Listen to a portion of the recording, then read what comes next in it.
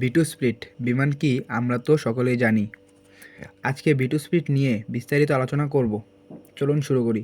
B2 split রাডারে ধরা পড়ে না, কারণ হলো এর বিশেষ ডিজাইন। ছবিতে দেখতে পাচ্ছ, অন্য সকল যুদ্ধবিমানের চেয়ে এর ডিজাইন অন্য রকমের।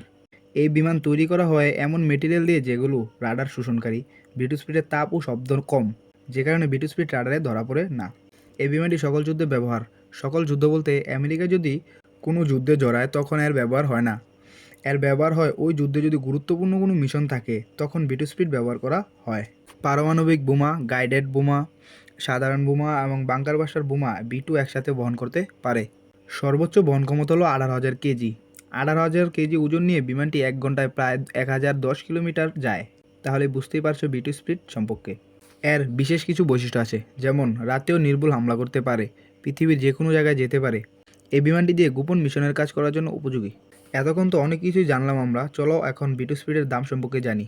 ইউএস ডলারের হিসাবে প্রতিটি বিমানের দাম $2.1 বিলিয়ন, বাংলাদেশের টাকার হিসাবে 25,200 কোটি টাকা। তাহলে আমি ধরতে পারি যে আমি B2 স্পিড সম্পর্কে বোঝাতে পেরেছি আপনাদের। আর এই ভিডিও যদি আপনাদের ভালো লাগে তাহলে সবাই লাইক, শেয়ার এবং সাবস্ক্রাইব করে পাশে থাকবেন।